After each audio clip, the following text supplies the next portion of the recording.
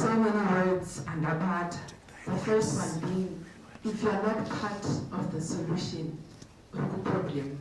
So next solution, problem. Because when I have a problem, I think we can't talk about that. Thank you. Thank you so much. You're welcome. You know, can I do what can I lecture us not something? Our guest of honor, what you told about animals, about talking about jumbo my plants. And not to see Zaragoti, more jumbo my plants, this is what more plants to murder. So thank you so much. I hope, Mr. Panejamanzo, there's something that you could take home, there's something that you're going to share. So, are there any questions? Anyone with a question? No comments, reactions? Or comment, thank you.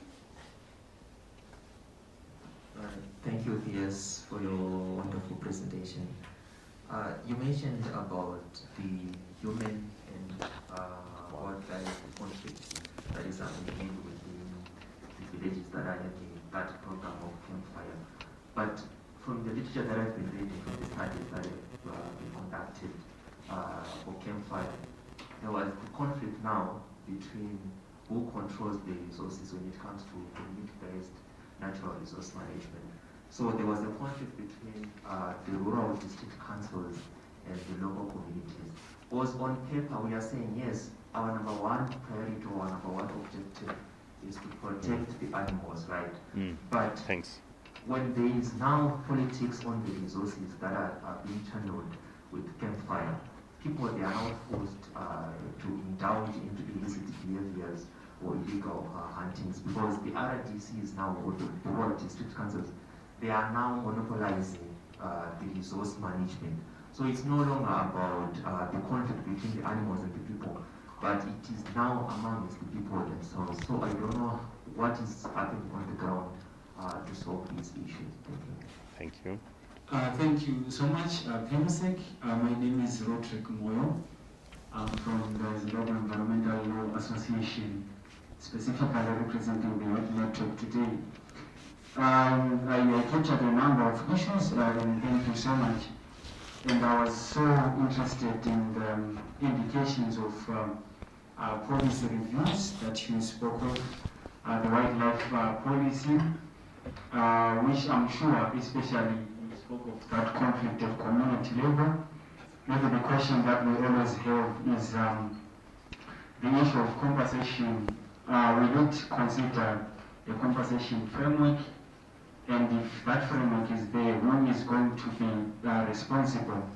And I'm also happy with the issue of you mentioned the reform of the Parks and Wildlife Management Act, which we hope that transparency, accountability, and more community participation will be a part of the policy. Last but not least, I just want to know in terms of the Forest Amendment Bill, where it is currently at now. Then on the human wildlife conflict issue, I also wanted to add on to what my colleague said, that maybe at community level the challenge with campfire is we see benefits in terms of the building of schools, in terms of hospitals and roads, but the issue is at that individual level, the person might not be seeing the benefits because it goes to the RDC, who is the appropriate authority. Is that appropriate authority going to be really devolved to maybe the frontier villages who are being directly affected by the human wildlife conflict? Yes, I might say about the might say at school, but at an individual level, how do we ensure that communities are safeguarded, and how are they even participating in the process? Thank you. Specifically with our elephants, are you considering the issue of poaching those elephants that might cross our borders in terms of accountability? How are you ensuring that we are maintaining the same number, or our elephants are increasing? How do you make accountability a priority in terms of considering those factors? Thank you very much. I think, you know what, I think I'm in the right place.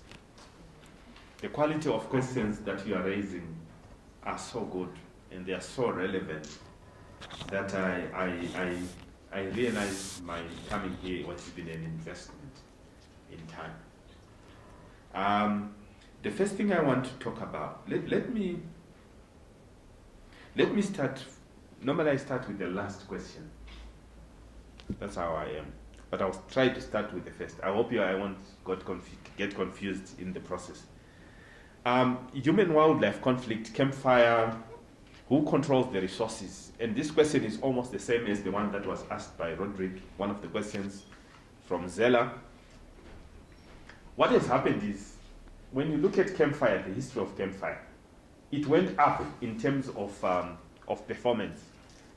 All the communities were excited about it, to the point that currently in Zimbabwe, I think we only have one district that does not have campfire as we speak now. All the other districts had taken it up. And it basically means the communities were benefiting. But I want to deal with that issue in two fronts. The challenge that then arose was that in some districts, rural district councils, and I notice I underlined the word some, the money would then accrue to the rural district council as a conduit for them to create value for the areas around them. Now, in some rural district councils, it's a small s now for some, what we saw was that the money would go to the projects, as I talked about, the clinics, the schools, etc. And the ideal way of decision making would be for the communities to be engaged. They choose a project of their choice, which relates to the amount that they have, and the clinic is built. That was good. On the other extreme, we then had some rural district councils that still got the money, but did not consult anyone on the use of that money.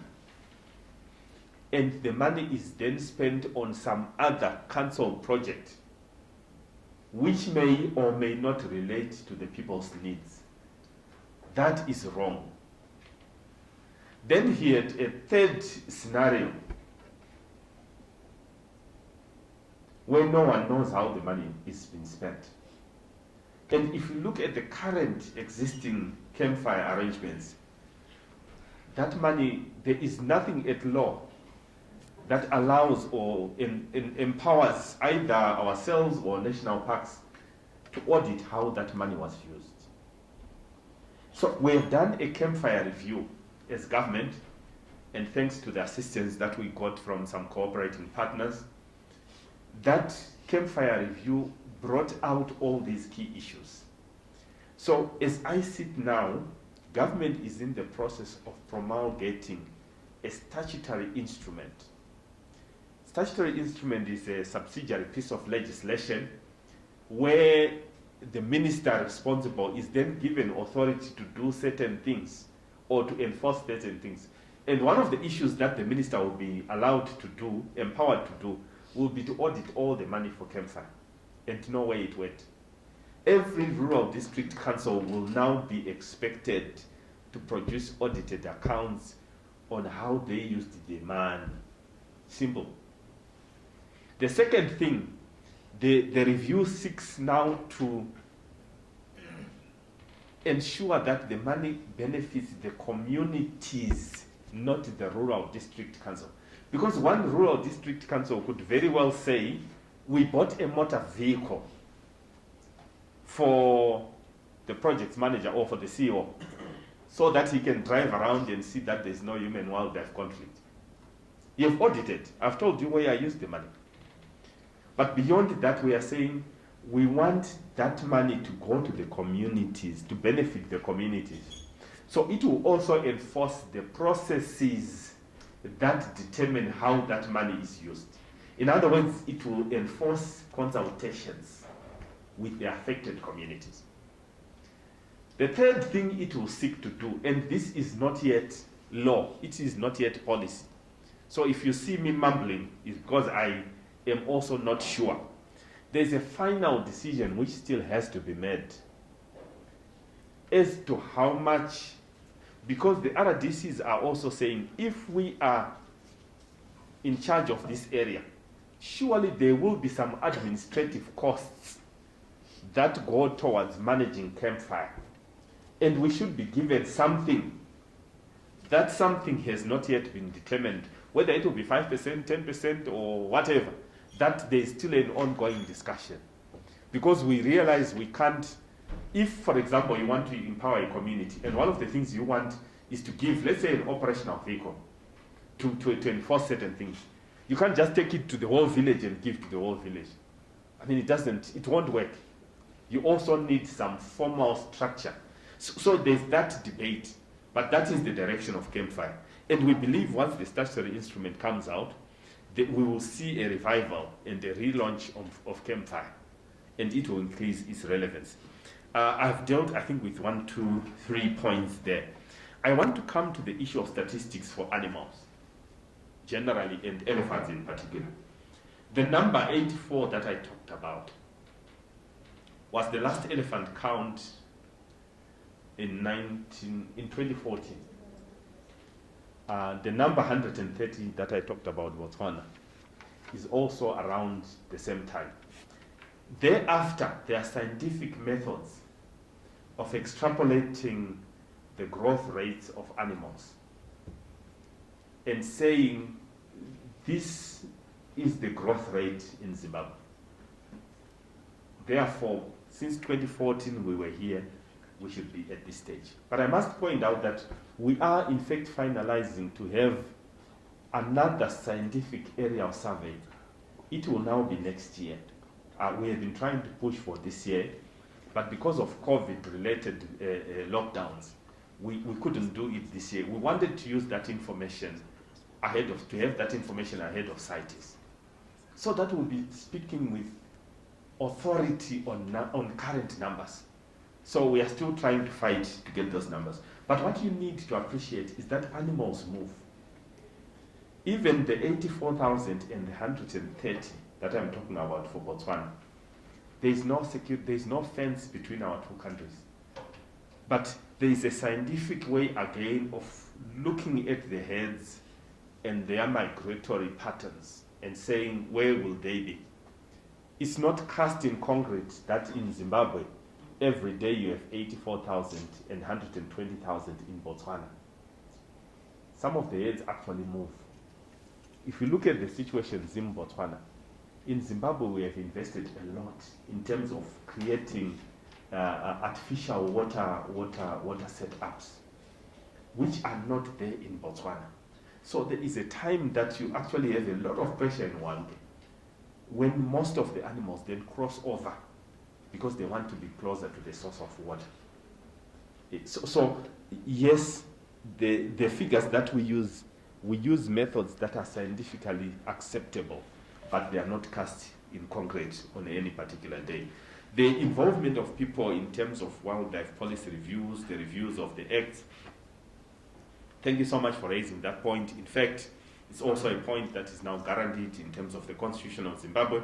If you don't consult while you are writing an act, a bill, a policy, it takes it to get to Parliament. The first question is, how did you consult? We want to know where you went, who you consulted. If you didn't, it will be kicked out, whether it's good or wrong, good or bad. Finally, the Forest Act. The Forest Act is before Parliament. It has gone through its first reading, but after the first reading, as fate had it, there was a change of minister, the change of PS, and the change of perception. Not that we are the two people holding it back, but there were certain things that we realized also needed to be taken into consideration.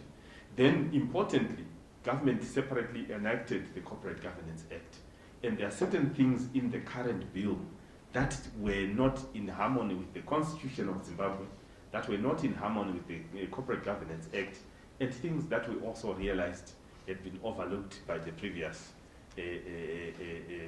occupants of our chairs. One of the key things that is in the Forest Act, and I don't know how people didn't see it for 20 years plus, is that the Act appoints a general manager. But when you get down to the operations of the Act, Forest Act, it is the Chief Executive Officer who is in charge of that institution. And yet, he has not been appointed. So I always say to colleagues, if I'm fired and I'm working for Forest Commission and you fire me, tough luck. I'll meet you in court. Because you can't fire me. Unless I'm sure whether you're the general manager or the chief executive officer. Thank you. If you were following, the PEMSEC mentioned the issue where Zimbabwe is actually feeding on online sessions for the open-ended working group to have outcomes which are going to be adopted or approved at COP15 in China. And along those consultations, we managed PEMSEC to do 2 consultations. The first one, we did it in 2019 with these youth guys that you see. Most of them were not here, and we couldn't invite them due to funding issues. So we had all the 10 provinces represented, and we had a position paper that came out, which we are going to share with you. The second one, we did it virtually, unfortunately, because COVID was here. And we were very grateful that we received support from the African Wildlife Foundation. They really wanted to be here today. Madam Fute, unfortunately, they've got very pressing commitments in Save Valley. They are launching community projects there, so they couldn't come through.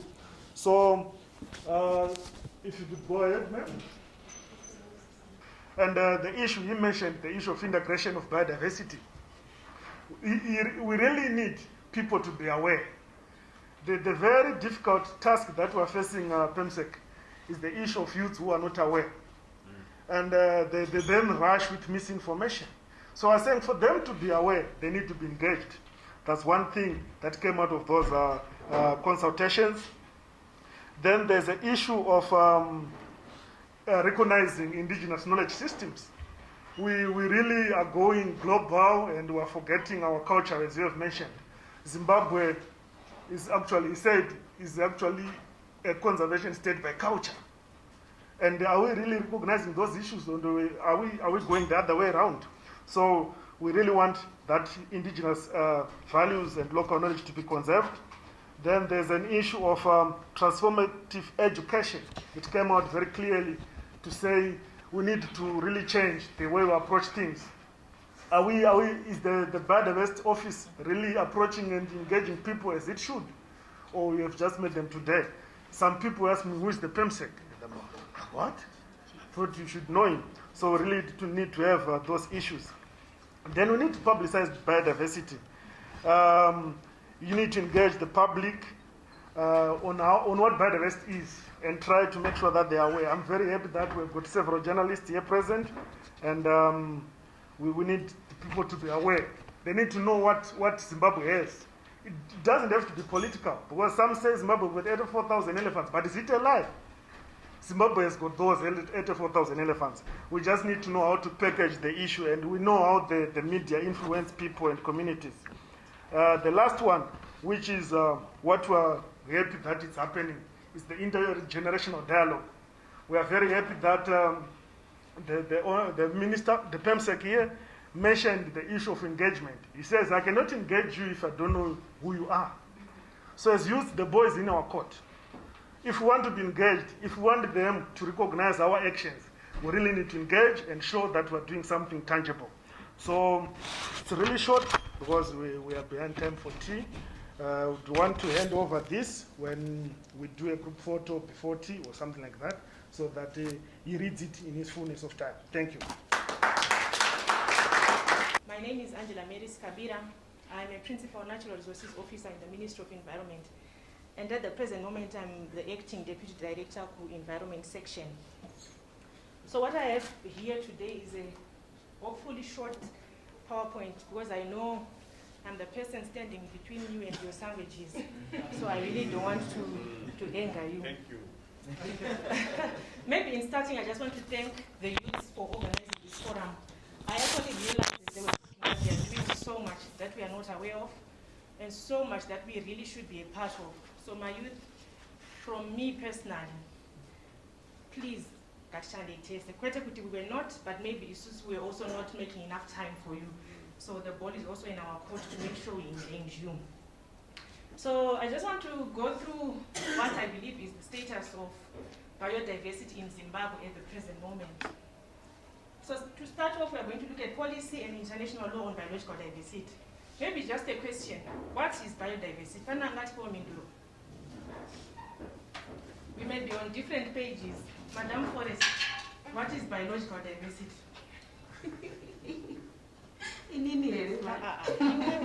So biological diversity, according to my understanding, is when two or more species can live in the same environment and they have a mutual relationship, they live off each other without causing any effect on each of the species. So it's variety of life forms within given ecosystems, within given habitats. So for 2011 to 2020, we were operating under the strategic plan for biodiversity from 2011 to 2020 with the Aichi targets.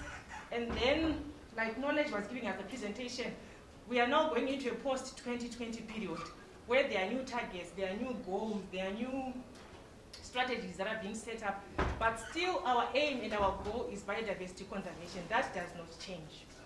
So Zimbabwe, then we set our own national targets and action plans on how we're going to be protecting our biodiversity. So generally, this was the structure of the strategic plan for biodiversity. It had 5 sections which were labeled the strategic goals, from strategic goal A to strategic goal E. So these were the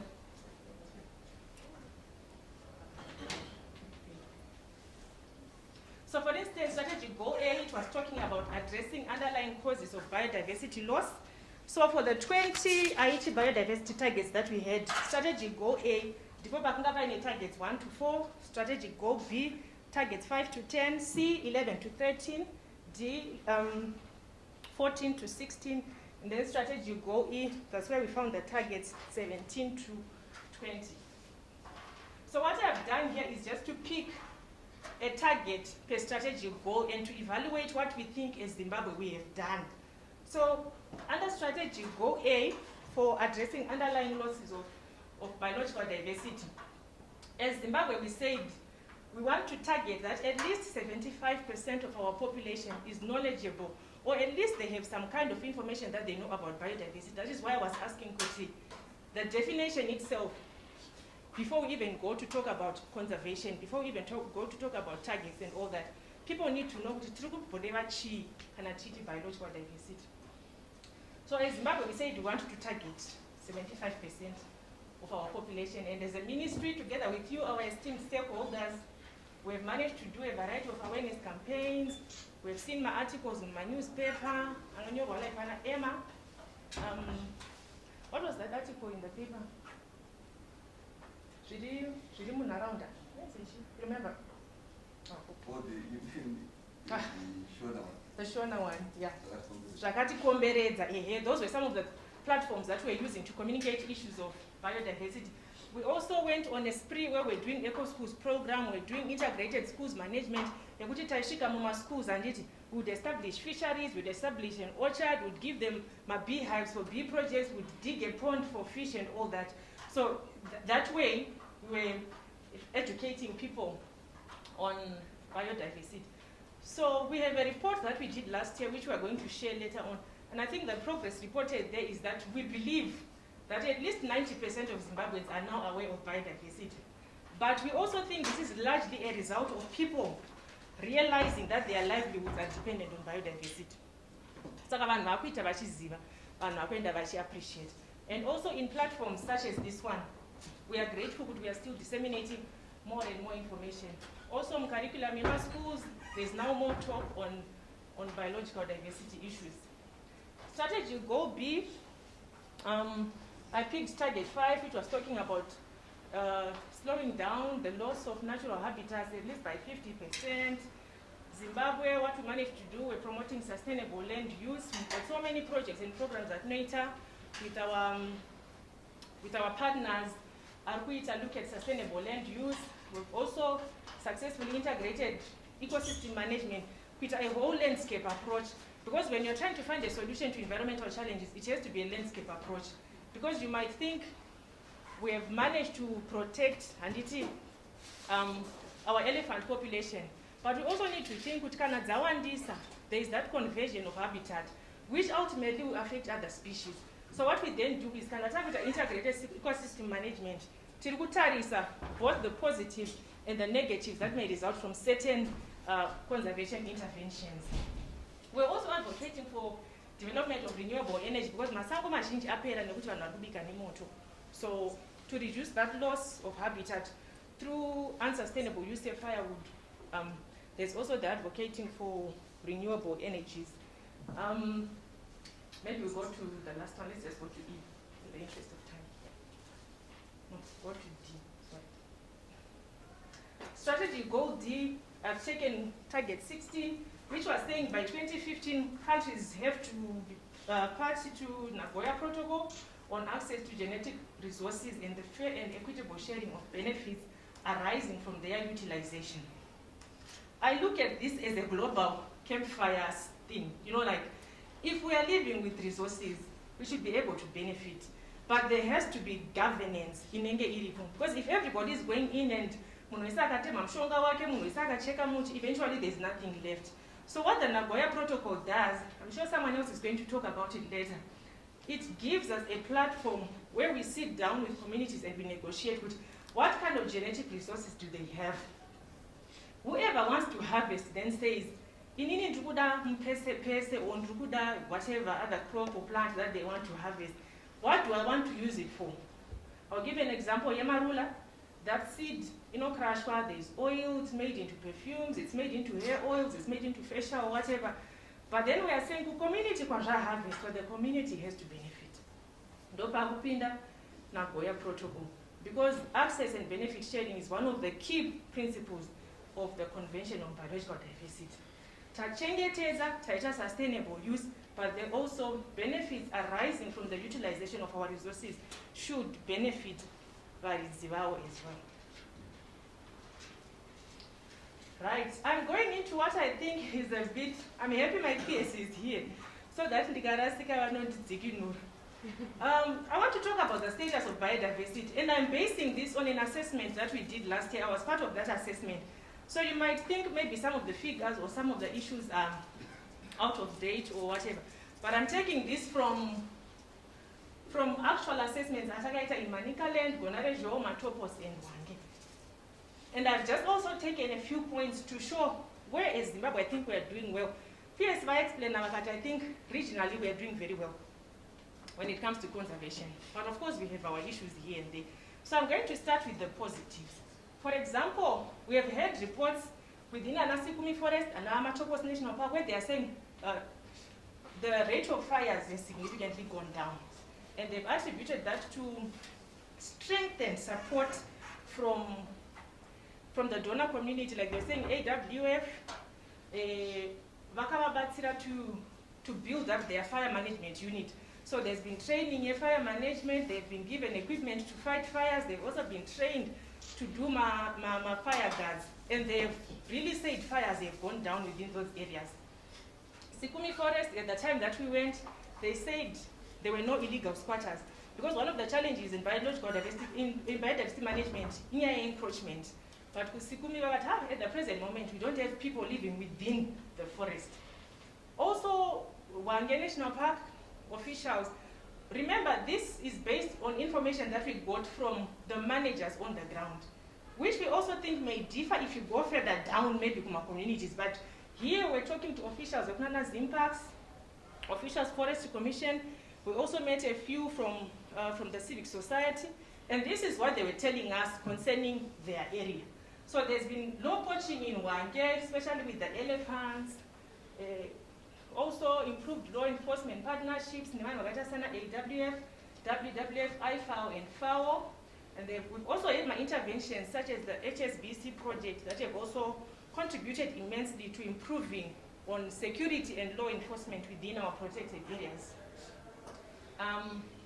ZIMPACs also, we also have there's also the implementation of the Zimbabwe National Elephant Plan, Management Plan, which has been running from 2015 to 2020, We also think it has successfully led to the increasing number of elephants, because there's been dedicated management, there's been dedicated resources towards elephant management. Also, increased population of painted dogs. Actually, this is also now increasing human and wildlife conflicts, because it was this. But the success here is we've successfully managed to improve their numbers. So I don't know, you know, that's the conflicts of conservation. The populations are going up, but then also human and wildlife conflict. Also, PS Vataura about Zimbabwe and the ministry could that translocation of rhinos to Gonarejo National Park, but already within one national park, they are recording an increase of rhinos. Sinamatela, robins, and they are of course, we've got partners such as Bejane Trust, again, and AWF. We've been supporting rhino conservation. So here, allow me also to say we thank you, our stakeholders, because we can't really do this without you. So all the support, all the resources, all the trainings, all the capacity building, it comes highly appreciated. We've also had reports of recovering vulture populations and also successful prosecution of poachers, which has improved our numbers. Resource mobilization is also a key issue even when you go through the post-2020 framework, because most countries were saying we are failing to meet our targets because we have no resources. You're looking at financial resources, you're looking at human resources, you're looking at capacity and all that. But we are grateful with the deals and partnerships that we have as the ministry. I think we've been able to mobilize sufficient resources to dedicate towards conservation. For example, a very classic example, I've been to Gonarejo National Park, and the partnership with Zimbabwe and Frankfurt Zoological Society is doing wonders, I must say. I mean, the place is just beautiful, conservation efforts, training of rangers and all that. So resource mobilization is critical even as we go post-2020. So such partnerships will continue to acknowledge and advocate for them. There have also been technology advancements. I mean, the world is changing. Remote sensing, GIS, these smart technologies, this is what we need for efficient management. Mazuva ekufamba nenhano netsoka tichinoronda mapoachers, they need to come to an end because that's not effective. Drones, they are being used in some countries, even here with projects anoshandisa drones, and you find that our response even to poachers tends to be higher when we are technologically equipped. Zvasiyana nekuti atazomona ari mugomo mupocha, but by the time atazokwirawo netsoka tawanaenda, but if we have drones, it's then easier to be managing. So we have reported technological advancements which were improving on our management system. We have also witnessed an increased number of research projects. Generally, my PhD, my doctorate, we also have organizations that are coming up with projects. And what I like about this is that it then contributes to policy. Your results will contribute to science-driven policy. Because we don't want my policy, we just think we need a policy, but we do not have scientific backing. So we are glad with the increase in the number of research projects, because it means there's more data, and it also means there's more information to inform our policies.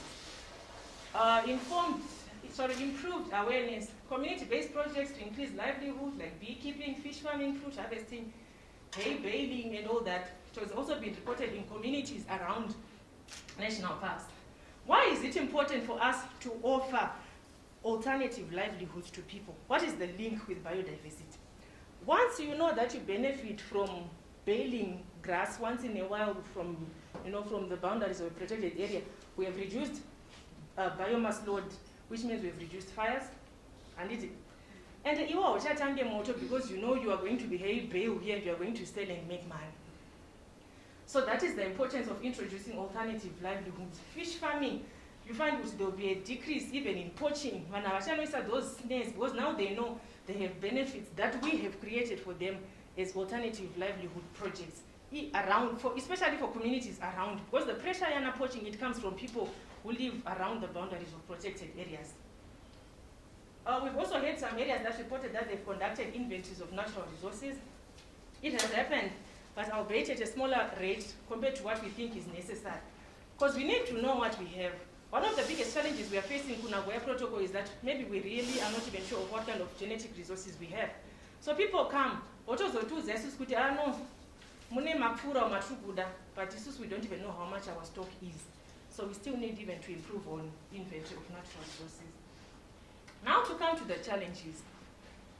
We are managing, we are succeeding, and it's a good thing. But these threats and challenges, that is why we are saying we are part of the solution. We need solutions there. Because these things are with us, and at some point we think they are gone or they are lower, but then they keep popping up. Invasive alien species, from the plants to little birds, they are everywhere. For instance, Mpese has invaded Eastern Highlands. Eastern Highlands already is choking, especially Nana Nyanga with that wattle. And now we have Mpese, it is coming. How can we deal with it? My youth in the Opatakuti, what programs or projects can we do in Mpese way? Can it be harvested and made into something? How do we get it out of the environment? So it's threatening our biodiversity, it's threatening our commercial forest. Pese pango harvest, what timber estates, it's coming in because the canopy has been opened. So we need innovation. Come up with programs and projects on dealing with alien invasive species. Lantana Camara, Victoria Falls Gorge, how do we get it off? Already it's going down the gorge in some places, but as anonymous access. But we are saying how can we deal with the problem? Indian minor birds, anoita nest predation, yoshka yoita mazaya yo nest anditi. Indian minor no yo purita mazaya e buffalo weaver. Buffalo weaver yo garra mazaya Syria. Exactly. So that's nest predation by the Indian mine, which means our buffalo weaver populations may go down if we do not put dedicated efforts on managing them. Deforestation, yes, and people usually they attribute it to there is no electricity, so they want firewood and all that. So there is both timber and wildlife poaching in Manicaland. Remember, I'm saying this is based on dialogue that we had with resource managers on the ground. And that was last year. Things may be improving because law enforcement in the way she changed and did it. But these are some of the challenges that are bedeviling biodiversity conservation, and also increased snaring of animals. In as much as maybe that higher level of poaching has gone down, there is still subsistence poaching in Kwitik. We went to Chirinda Forest. I was shocked. They are hunting that blue monkey. You know, we might not know about it and we might think it's at a small rate, but how many blue monkeys do we even have? So it needs to be managed. So there's that component of increased animal snaring. We said fires have reduced in some places, but then fires. We still have rampant fires, especially Kuma timber estates. Sometimes it's anthropogenic, sometimes it just happens on its own, and still we need to work on it. Poor water supply. PS spoke about it. They actually rely on pumping water because there's also the problem of siltation. Most of the ponds are silting up. So even if it rains, the water holding capacity is reduced. Pollution, I think there's so much pollution, release of effluent maybe into water bodies, affecting our aquatic life species.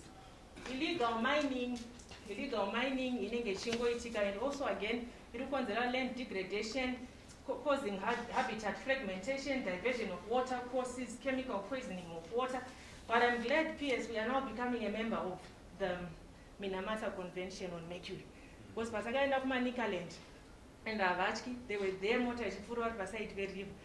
what they were doing, gold. And we are saying that mercury, when it's released into water, can attack fish, and the high mercury content and all that. But we are saying we need to do something. We are part of the solution. Climate change. I'm glad now what we know on climate change, but I feel and I know we need a lot of research on climate change and biological diversity. So many places where we went and they were saying, we are not sure, but we think the population of the rainbow trout has gone down because temperature change, climate change, plus cyclone die. But those are gaps where we are saying we might need more research so that we really are certain and know how we can adapt or how we can mitigate these issues. Human encroachment is still reported in some areas, some forests, boundaries,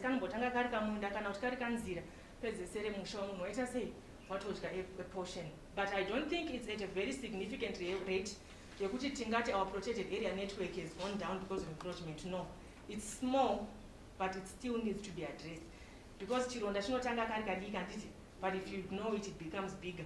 Pantanga one musha akarora umonzi vakapa forest redu radi rapera. So we are saying, my youth, let's find solutions to these things. And is it the PhDs that you're doing, the degrees, let's try and answer some of these problems that we are facing. So these are key areas. I think I spoke to some of them as I was going. Strengthening research capacities, developing value chains, improving resource mobilization, and also improving road networks and mobility of resource managers. Because in some areas, the conservation efforts are good and they are trying, but road inaccessibility, network, PS, transport, tibasireyo. If we are going to go after poachers, we need to do it ne-road yakanaka. Tisazoti mota yaponja vhiri aska mapocha azotiza, you know, we could not put out a fire because the road was so bad we couldn't get to the other side. So I think all that needs to be addressed. Though we might think it's indirect, but if we fail to put out a fire, we've destroyed so much in such a short space of time.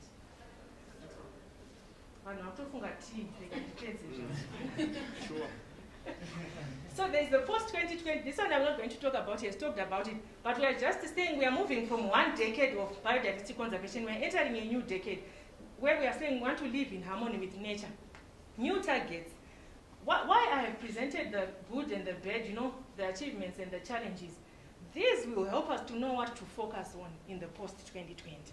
Because if we do not know how we have done or what we still need to do, so the gaps, the challenges, as highlighted and indicated, can I have a copy, Bevan? 6th National Report. To strategize as our way forward. Lessons learned from past successes and challenges, so that we know what we need to change. We know what we need to improve on. We know who to engage, so that we improve on our biodiversity conservation.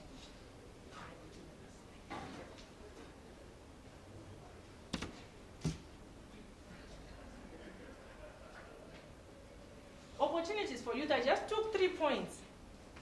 It's necessary to create awareness and cultivate the next generation of conservationists. These people are not my youth, they are loaded, but they just need to be given the platform. Once again, our ministry is open, we are available. Let's come, let's dialogue, let's talk. Even when we go for these international meetings, peers, we need these people. These are the young minds. These are the leaders of tomorrow. So we need to cultivate this new generation of conservationists. You'll be surprised how much is coming out of these youth through my research projects and programs. My PhD, so we need them so that they can also help us to inform policy. Young people can play an active role in protecting and improving the environment. Leaders, to actually be leaders and not be at the back. You can be at the forefront championing these initiatives, just like you've done today. You know, you've brought the PS here and you've shown him that you have the capacity. Generally, achieving sustainable development requires the active participation of all sectors of society. And that is one of the key points in Utaro post-2020. Engagements of people from all sectors. Why? You cannot expect me to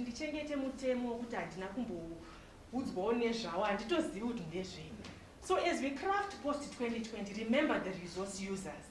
Remember the people who live with the wildlife. As PS was saying, and all that, they need to be knowing where this is coming from. So we are trying as best as we can to have all sectors of society, all types of people, including children, women, and youth. We need also gender-responsive issues, gender-responsive matters addressed within post-2020 framework. Your opportunities as youth, I put on top the MAD, make a difference. I think that just sums up all that you can do. That's why volunteer, most are volunteering for local wildlife trusts. You can also engage other environmental institutions on local, national, and regional biodiversity conservation, participate in monitoring the state and representative of ecosystems across the country, participating in local, regional, and global meetings. This presentation will be shared, so I don't want to go through it. But we are saying as youths, opportunities are there. And even today, you've also made us realize the opportunities that are there, even for us and you. My synergies, Chayo Aribo. So let us work together and let us make a difference.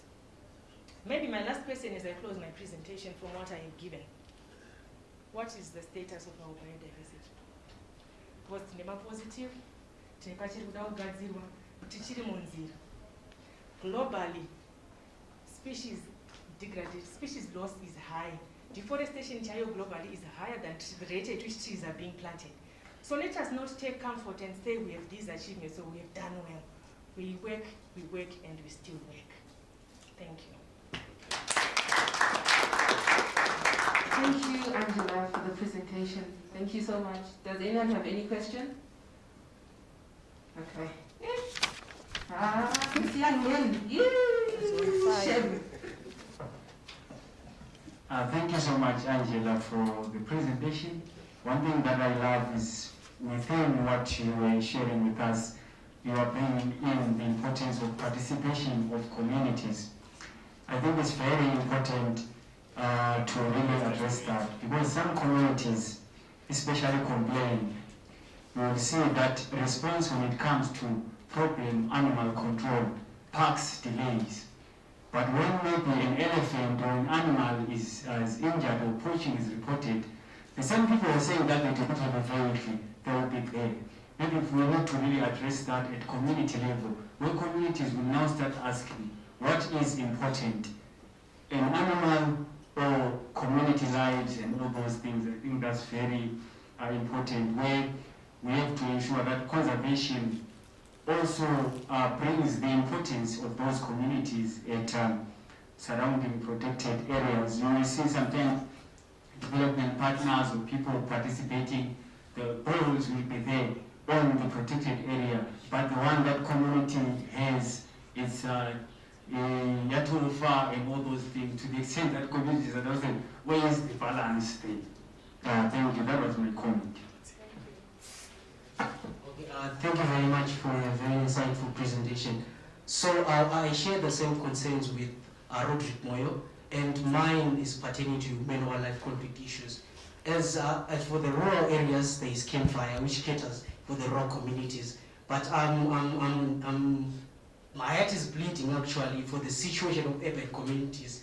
Their plight is ignored, and in many situations, I'm not saying that is ignored because no one responds to their situation, but no one is actually talking about it. So in the policy framework that we're working with, is there anything that is going to deal with human-wildlife conflict in urban areas? And is there also a human-wildlife conflict mitigation strategy that is being created that focus on urban communities?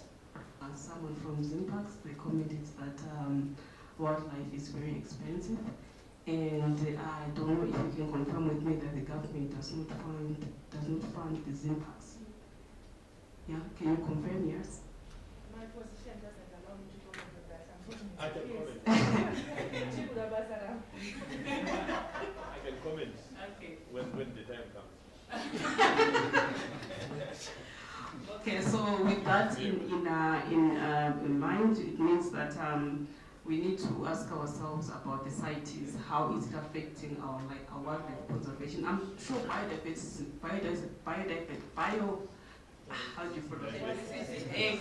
biodiversity is not only talking about wildlife. This is a very serious area of interest of late, because it's a sort of tourism and GDP and everything. So it's very paramount to our GDP. So maybe if they could comment on the CITES and how it's affecting our trade, and because we already overstocked with ivory, from my understanding, that Chakato Sahara, because we cannot sell it. So these are some of the critical issues that we need to understand. We've had so many questions that go into Parliament on the human and wildlife conflicts. Crocodiles, mishama, elephants. But probably what I would ask is, can we do a paper on that? Can we do a paper? I can work with you, something that we can incorporate as we are doing the post-2020 framework. Because I think normally when people talk about wildlife, I look at the people right around the protected areas. But recently, of course, there have been sightings in town, but we crashed it because it's media news, it's social media, but then it could be true. What do? You're jogging in the morning, musanga na leopard.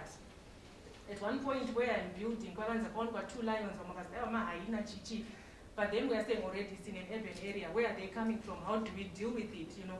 So let's do a paper, something we can present to the peers on women and wildlife conflict within the urban context. Because yeah, it's happening and it's fast happening because especially with the rains that happened. Pakaita so much vegetation. I think we connected with some places and there's that improved movement. So on the other 2 questions, I'll hand over to the peers. I think the issue of human wildlife in the urban areas, I would really say, 2 things. Firstly, as we are working on the wildlife policy, there is a section, we have said initially let's have a section on human-wildlife conflict. But we believe that section at some stage may outgrow or may be so big that it needs a policy document on its own. So we have said initially it will be in the wildlife policy, but if we think it's too big as an issue, as it is slowly turning out to be, we will then give it additional attention as a standalone policy intervention. Now, the question that is coming and why we may not have, as government, responded with the speed that people would have wanted, some sections of our community may have wanted, is some are saying, let's compensate the affected, those affected by human-wildlife conflict. Now, you then, the immediate question that comes is, whose animals are they? Are they Zimbabwe's animals? Maybe they are. But we also have private conservancies in Zimbabwe.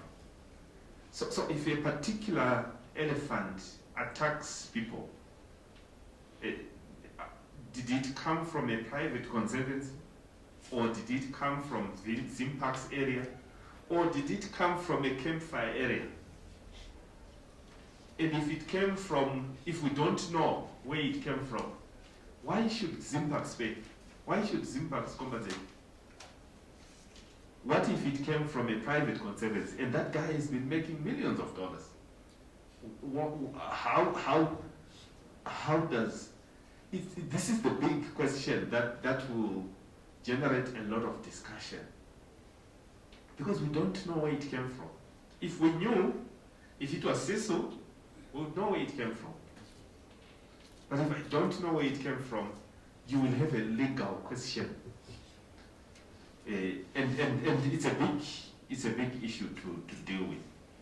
The issue of CITES and how it affects conservation, I think the issue is confirmed. We have the estimates give us about $300 million US worth of ivory, that's elephant tusks, and perhaps the same figure, another 300,000 or so, relating to rhino. Now, the debate again is, CITES is saying you cannot sell that ivory, because if you sell it, you are encouraging trade in illegal ivory. In other words, some people will take advantage of the fact that you are selling, and they may then sell illegal. So the solution is let's totally ban. But the point I raised, and which we will continue to raise, is elephants and rhinos will die anyway out of old age. And we will still pick up those tasks, because legally, internationally, we are expected to do so. And I will still stockpile them where I am stockpiling the others now. And there are costs, because when you put an elephant tusk in there, there is a whole process that we have to do. From the moment you pick it up to the moment you take it for storage under safety. There's the whole accounting process that we have to do. And I can share with you now that even looking after that place where the tusks are, if we need to add 20 or 10, there are 7 different people who keep keys to the safe to just open that door for you to have access. And these 7 people are not based in Harare. Some of them are in the provinces. So if DG Parks wants to say, okay, this is our day, we are adding some more to the ivory stocks, he needs to recall 7 people from 7 different provinces. This was done just to ensure that there is absolutely no connivance. The fear was if perhaps we have everybody living in Harare and we just use different keys, they can phone each other tonight and come and open. I'm not saying it would happen, but it could happen. So it had to be done that way. But in addition to that, there are the cost of just maintaining that building. There are certain temperatures that have to be there. There's a certain level of lighting. And you have to make sure it's dry all the time. You need to keep that building painted. You need to make sure the general upkeep of that place is costing a lot of money. But you cannot sell them. And the question is, animals will still die. And I'm saying more than 90% of the tasks in that storeroom now, they can be accounted for. These are animals that died out of natural causes, but we still cannot sell. And I'll finally argue and say, people don't buy because someone is selling. People buy because there is need, there is demand. So whether or not we sell, there will be somebody to buy. And I argued in Switzerland at last CITES, and I'll argue today, that we need to be careful. Maybe the people who are actually making the highest noise saying, let's not sell, are simply doing that, not because they're stupid, but because they know what they are doing. They could be funding criminal gangs. They get a small quantity of elephant tusks, which they sell at a premium. The simple laws of demand and supply. The demand is fixed. If the supply is small, the price goes up. It's so basic. And they run around convincing the world the opposite. We need to think through this process. I thank you. Policies are made at different levels. We can have policies in our households, as families, or as villages. And the different types of policies that we have are legislative. Like, for example, the wildlife policy that the PS mentioned in his speech. These are policies that lead to the making of formal legislation. Like the Parks and Wildlife Act is based on the wildlife policy. We have regulatory policies, appropriations, management practices that we have in our different organizations. We have global and regional conventions, for example, the CBD that governs the conservation of biodiversity that we are all gathered here to celebrate. And we also have standards that we set in our different organizations. For example, at parks, we have standard operating procedures for different activities.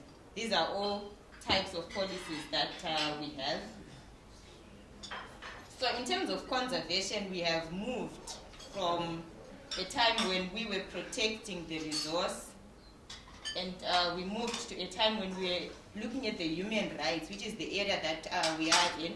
So this is just a timeline to show you from when the first national park was formed in 1872, Yellowstone National Park. Unfortunately, I got up to 2016 only.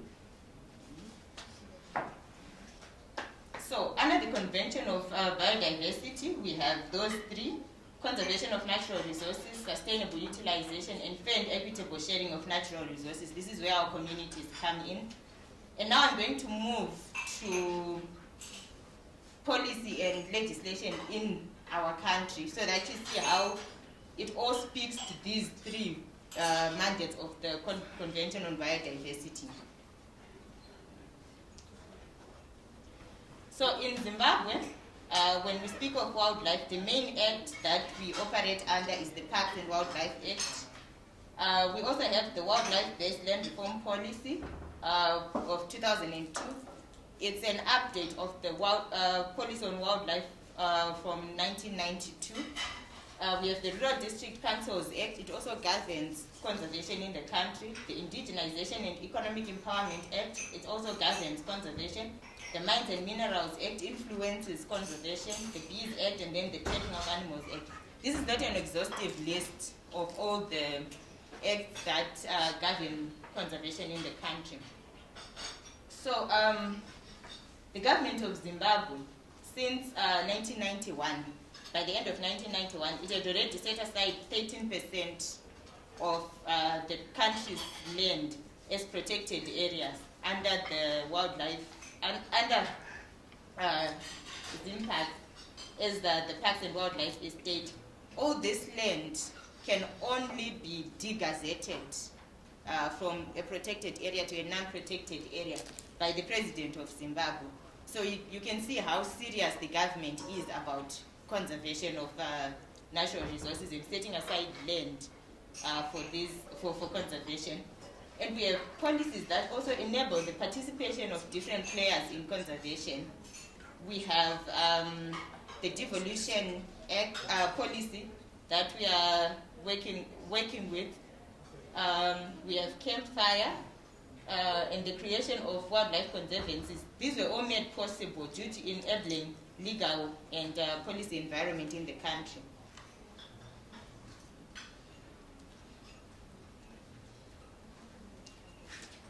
So, as I said earlier, we have the Wildlife Policy of 1992, which was updated in 2004 to become the Wildlife-Based Land Reform Policy. So the aims of the policy were to facilitate the indigenization of the wildlife sector and to ensure more equitable access by the majority of Zimbabweans to land and wildlife resources and to the business opportunities that stem from these resources.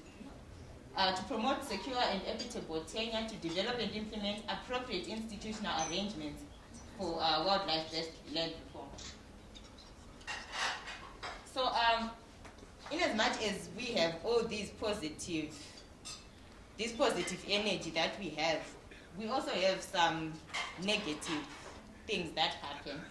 For example, we have an upsurge in both poaching of animals and land clearance in some newly resettled areas, and disruption of wildlife habitats in some existing conservancies because of people encroaching into wildlife areas.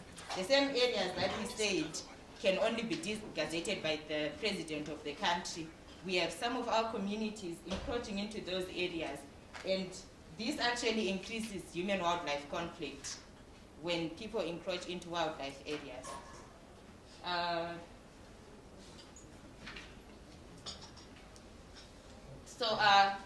I think I mentioned before about the devolution and decentralization policy.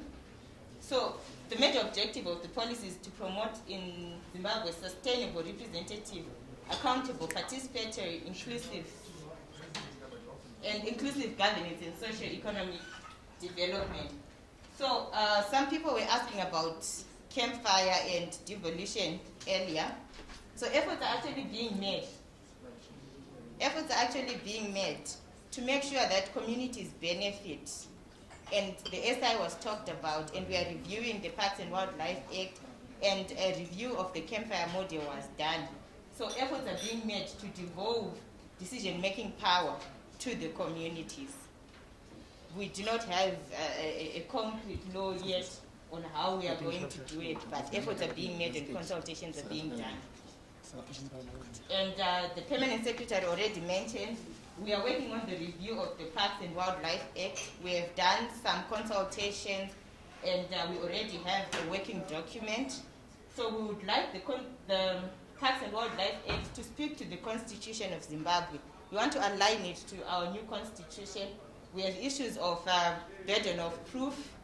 I think the lawyers can explain this better, that we have to deal with, because right now the Act puts burden of proof on the suspect, but according to our constitution and issues of human rights, it is the authority or the state that has to take that burden of proof. And we also have to align it to the Corporate Governance Act the technological advancements that are coming. For example, right now in our courts, you cannot use electronic evidence. But some of the evidence that we deal with when we are dealing with wildlife crimes is electronic. Like if we use drones, obviously the evidence would be electronic. But at the moment, it's inadmissible in court. So we have to align our act and make it modern. And we have crime syndicates, complexities. For example, we have issues of cyanide, especially in the Wange area. The authorities are here. So my question is, you spoke of communities surrounding protected areas, that populations have been growing, and I would want to agree with you, because in Uri there are some areas where initially there were 5 families, but they have grown to 28, which means more people, and now they are encroaching. I don't think that's the only cause. We've got the issue of mining in protected areas. Mining in protected areas, maybe I would want to comment on that one. I understand the IUCN guidelines or my categories actually allowed, but when it is happening in Zimbabwe, are you considering those international practices or what is really happening there? Then I also met you on the issue of the SI. There's a statutory instrument that I saw, which was actually speaking on mining in protected areas. But maybe this time around it will be through the consideration of the president. I just want to comment on mining in protected areas. About mining in protected areas, I'm sure a declaration was made last year. That's the first thing. And the second is that in the act, this act that we are reviewing, it doesn't expressly allow any kind of mining anyhow. It actually says there are special circumstances where mining will be allowed, and you would have to get permission actually from the president. So it's not willy-nilly that anytime anyone can just go and mine. Okay, thank you very much. My question is concerning the youth participation in policy making. So I've heard from the speech from the president that there are legal frameworks that have been designed. So I just want to ask that, is there any youth who have been invited in the review of the Zimbabwe Parks and Wildlife policy amendment? And also, if there is any youth, what is the strategy that is being used to make sure that each and every youth is well represented on issues around the amendment? And also, are youth in rural communities involved in the amendment of this Parks and Wildlife Act, especially youth residing in and around protected areas? So if I'm going to summarize, the question is, are youth involved in the review of the Parks and Wildlife Act? Yes, they are. So what we did, like I said, we've had several workshops for the review, and these workshops have been at different levels. Last year, we had 3 workshops in 3 districts, Mzarabani, Urungwe, and Mbire districts. In these districts, we had categories of people where we had focus group discussions, we had women groups, we had men groups, and we had youth groups, specifically to discuss the wildlife policy and the review of the Parks and Wildlife Act. And their contributions have been incorporated into the working draft that we're actually working with right now. Thank you. What I'm just going to talk to is an issue to deal with the rise. Madam Angela talked about SI 61 of 2009. So I just wanted to enlighten the youth on where they can come in to participate by just elaborating something within statutory instrument number 61 that talks to the type of licensing necessary for one to utilize genetic resources or indigenous genetic resource-based knowledge. The instrument gives rise to local or to locals represented either through trusts or by the RDC under local government. What are these rights? The first right is, as a local resident, you are free to utilize genetic resources or knowledge that is based on utilization of genetic resources. For example, when you want to cure stomach pains using a certain genetic resource, it's your right, you are allowed to do that freely.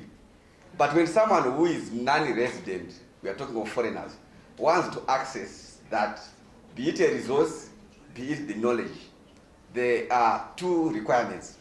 The first one is what is called prior informed consent.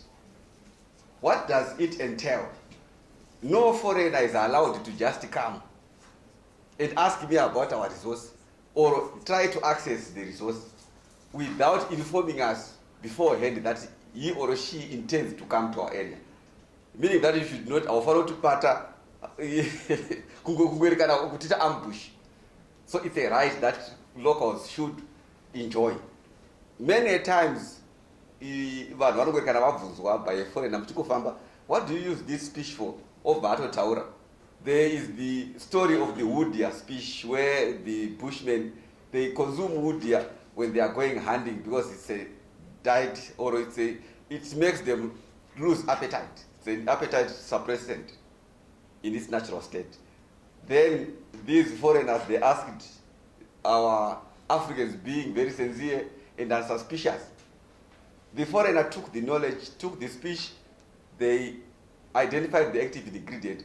It's now $1 billion business, but the bushman is still in the bush. Someone is enjoying. So to protect that, that's why the legislation is coming in to try and deal with those issues. That's one. The second one, after prior informed consent, then you say come. When you come, you're not allowed to take that resource without mutually agreed terms. We need to agree on benefits sharing. So there are two types of licenses. The first one is prospecting, it's bioprospecting. When you want to utilize our resource for the purpose of formulation of either, be it a pharmaceutical or a nutraceutical. We're not talking of nutraceuticals, we are talking of those things that you buy for the purpose of just getting good nutrition. Then pharmaceuticals, we are talking of those that are in the drug category. So you have to declare that that's what you want to do.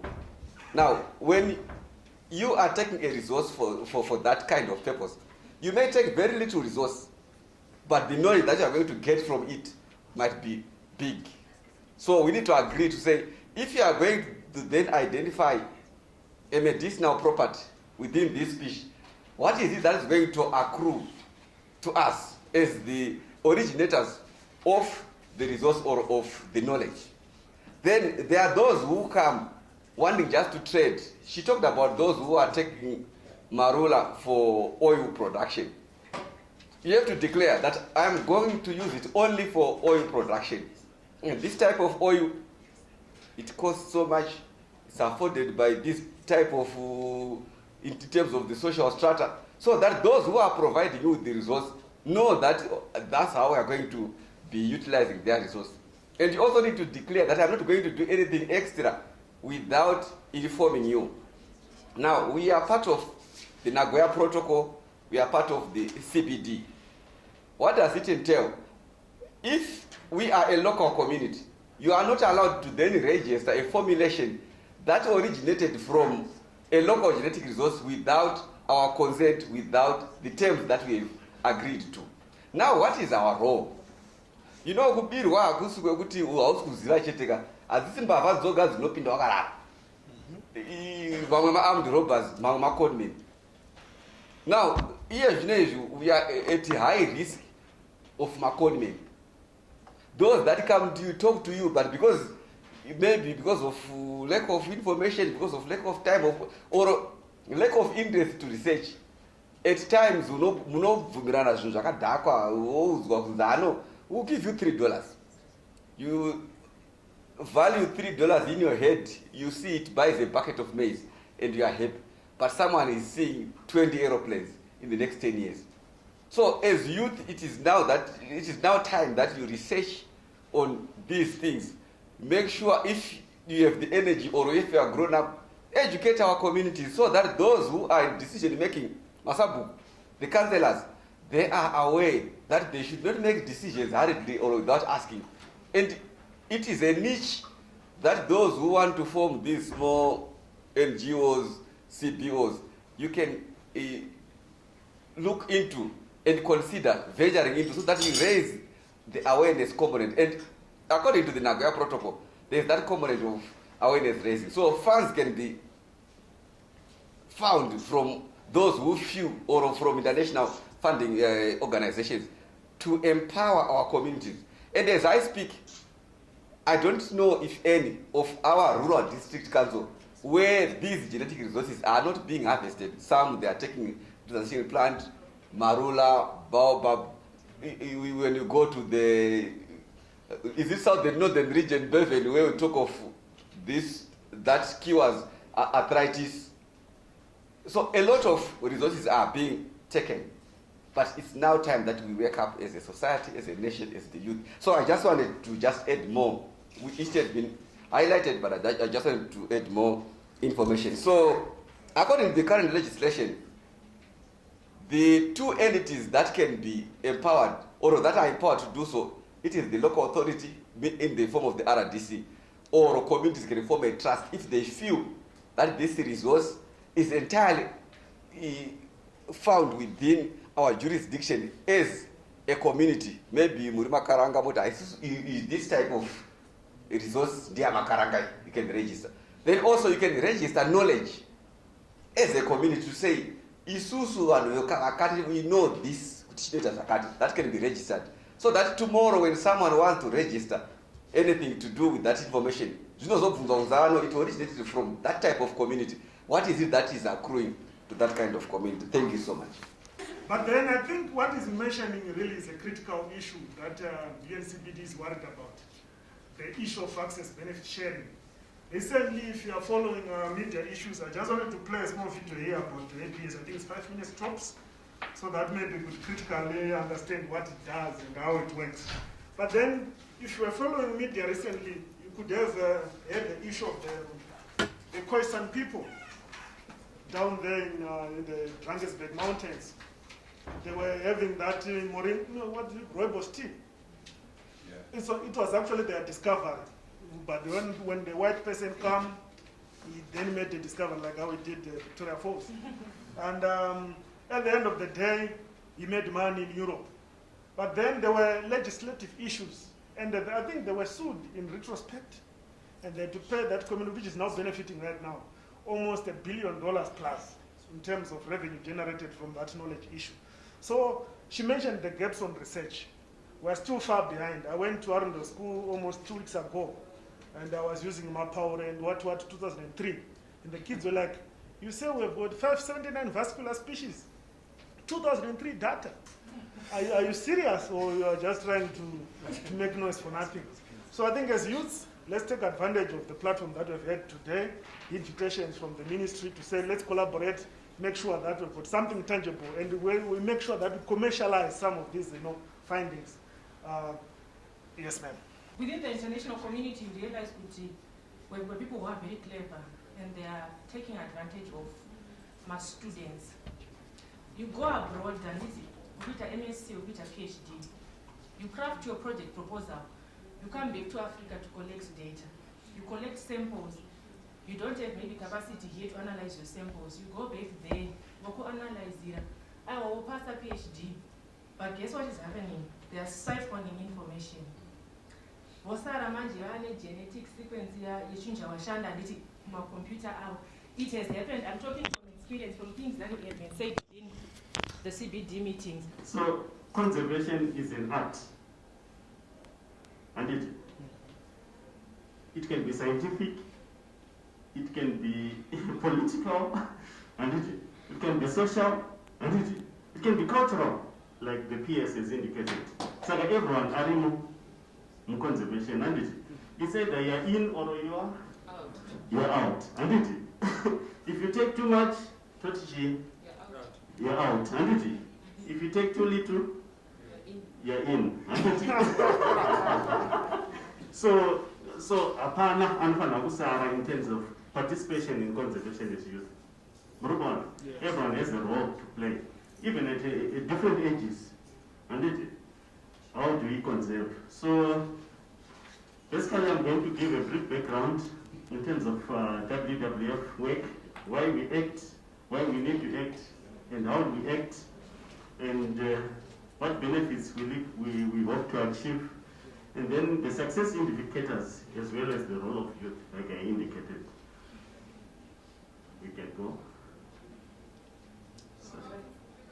So as WWF, we've been working in Zimbabwe since 1985. The goal of the office is to contribute to the creation of Zimbabwe with a well-managed network of odd areas that coexist with society, thriving on sustainable natural resource-based economy. And our work covers basically 3 thematic areas. That is our main focus, but we also we have other areas that we work on, especially with wetland management and also energy. But those are primary areas of focus. If you look at some of our work, there is land reclamation, food transformation, what I indicated in terms of food waste is an issue, and in terms of conservation, because it has an impact in terms of the amount of land that we're going to use.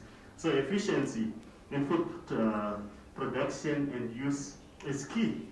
Is a key instrument in terms of conservation, because we're not going to expand agricultural areas. We can produce from the areas that we have. Combating wildlife crime is also another area of work that we are conducting. I think from the PS presentation, he talked of the HSBC program. I think that was one of the programs that we spearheaded as WWF. We are also looking at strengthening community law enforcement, community structures. We have structures to safeguard the resources that we have. I think basically that's our work. We are part of WWF International, which exists in nearly 100 countries. So basically what this means is we take into knowledge from other countries or other players within the network, depending on your area of focus. If you're into wildlife, you can be part of the wildlife group, and then the network can assist you. It can assist you in terms of certain questions or certain working groups within the network, so that we exchange ideas within that sector or within that component. Why we act? I believe nature matters because it's a source of food, and it's a source, everything. That's biodiversity, and we act because nature loss is not good. I would not want to be in such an environment. And we act because reversing nature loss brings a smile. I think if you're in a good environment, you've got everything, you can afford to smile. And so basically what I'm saying is, let's act to reverse nature loss, and then we can keep smiles on our faces. And then we can avoid certain landscapes that we would not want to be living in. But the question is, how can we act? How do we act? This is the next question. Let's go to the next slide. Why do we act? We go back to the same question. If you look at 5 of the 10 most likely impactful global risks, these are related to nature loss and climate change. We are saying the 5 greatest threats to our livelihoods, to our existence as human beings, they are related to what? To nature loss. We are talking of extreme weather events. We've experienced that, haven't we? This is all related to what? To conservation. It's a conservation issue. If we address it from a conservation perspective, then we've addressed it, haven't we? We're looking at failure of climate change mitigation and adaptation. I think I've experienced floods and all that is occurring. We have experienced that, and it is a major threat to our existence. Natural disasters, and we are also looking at biodiversity and ecosystem collapse. We are saying biodiversity is a source of food, it's a source of livelihood. biodiversity may not come trial. Has anyone ever thought of that? Trial or no trial is it comes from biodiversity. If we did not have biodiversity, you can imagine transforming our landscape into desert. And we've lost biodiversity. So we need to think along those lines as youth, as a community. Could biodiversity loss is a threat to our own existence? Inotishayisa zvekudya, handiti? Inotishayisa mishonga, handiti? Inotishayisa chifuti shelter, handiti? We have a lot of thatching grass that we use. It all comes from what? From biodiversity. At times we argue, we do not cost biodiversity in some of the economic models that we use. Per capita income, at least what nature is giving us for free. There's a lot that nature is giving us for free.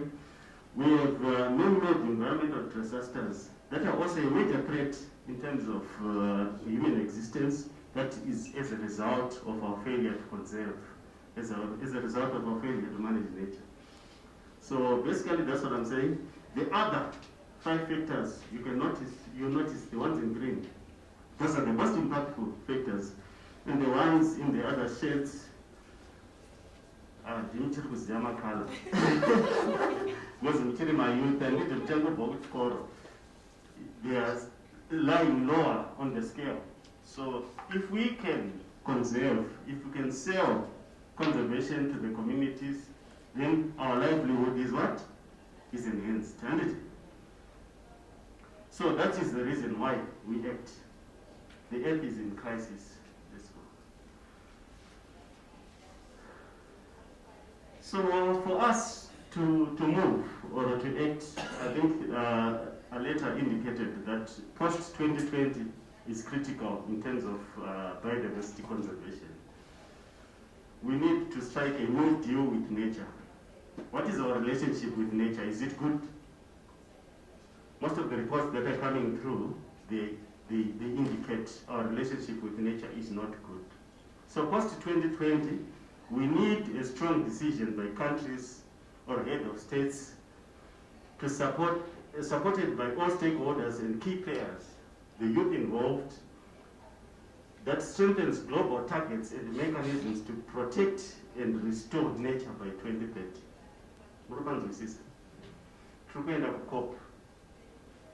COP 15,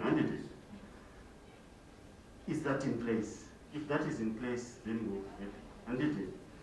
The vision, we need to work with the vision. Work with the vision. Our vision as a group should be to reverse the loss of nature.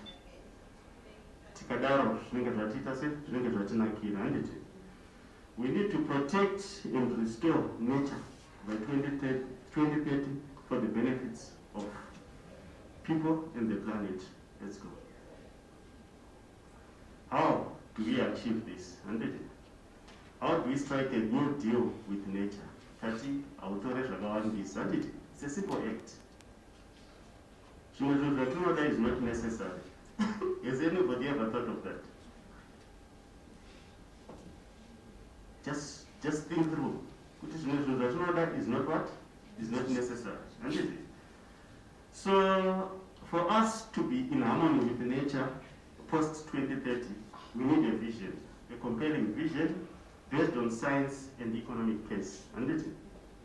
There's the economic aspect that is coming in. We have to have an ambition. As the youth, where are we? What do we want to do? How do we act? And then we need to upscale.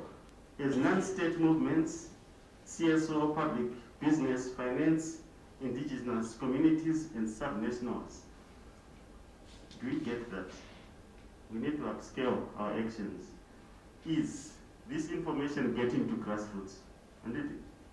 Is this information packaged for somebody, ECDA, how do we package my publications I communicate ECD, education. Kana ku education package ma publications mwana ku ECD aitese ashbat handed. And as heads of states, having heads of policies, handed. That's stuff na Cheryl, my sister. How do we package? Handed. So tacitly, if we are going to strike a new deal, everyone has a role to play. And it's either you are in or you are out. And let's get to understand that. And I can write this brainstorming at this level. Let's put that on paper. And NEMA policies, I'm glad a policy position has been submitted. And it is a way of making a statement, as a means of making a statement. Do we have policies at national level? I later indicated some of the policies. Have we reviewed these things at national level? And if we have these things or these instruments by 2020, going into 2030, then we'll be happy. We will achieve. So I think that's another thought that we need to be running through our heads. Kuti, what vision do we have in terms of conservation? And what discussions have we had with industry, as state players, and as communities, at all levels, as media, and in terms of packaging all this? Mune media, mune policy, and mune my youth, mune education. So everyone has a role to play. As industry, you look at the hotels, how much waste is going through our hotels here? I take, for example, Victoria Falls. Waste management becomes a key issue as we package, as we plan. And so our part has no role in conservation. Everyone has a role to play. It's either you're in or you're out. And let's package our roles in a structured manner, then we'll achieve. Thank you. Let's go to the next slide. So what we need to do is to enlarge. There's a lot that we need to do, and we need to enlarge the page. That's not too much time. It's fine. Okay. We need to enlarge the leaders' pledge, and my leaders and if we can score at COP15 and COP26 and Oceans Treaty, whatever, and in all those international conventions, then we'll be making an impact. There is a new deal for us. We also need nature actions, national, regional, like ministry indicated. We need greener finance mechanisms. Some subsidies, they're actually driving some of the environmental disasters that we're talking about. Is this sector what's subsidizing? I think those are economists coming into play, aren't they? And then we also need a business commitment. Some companies don't buy a certain certification, which is green. And green certification for companies, and companies advocating for nature. I think everyone is in. And we need the non-state actors to come in. We are part of the solution. Pana rushaya pake.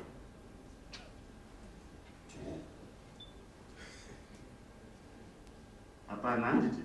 Nyango mukuti kachaimo chaimo tukuti you can act for conservation. Let's go.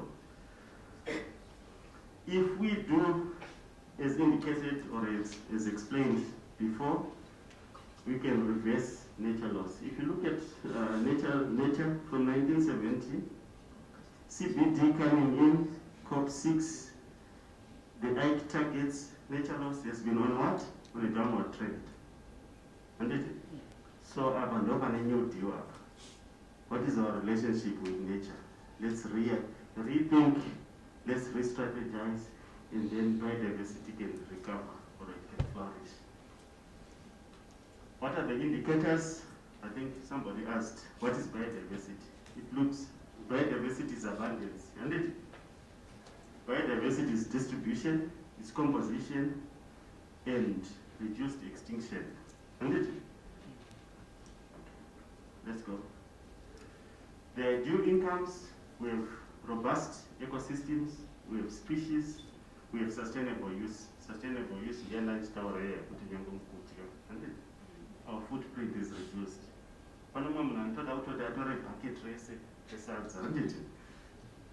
In a country of 18 million, how much land do we need to produce? And then of that bucket, maybe 1% should render to waste. But if you can create a circular system, that waste can be recycled and used for other purposes. And then we minimize wastage. And then access, benefit, and sharing for genetic resources, I think that has been indicated. And we need resources to support implementation. I think these resources, in terms of subsidies and also the financial sector acting, to stimulate or to promote conservation-based practice in all sectors of the economy. And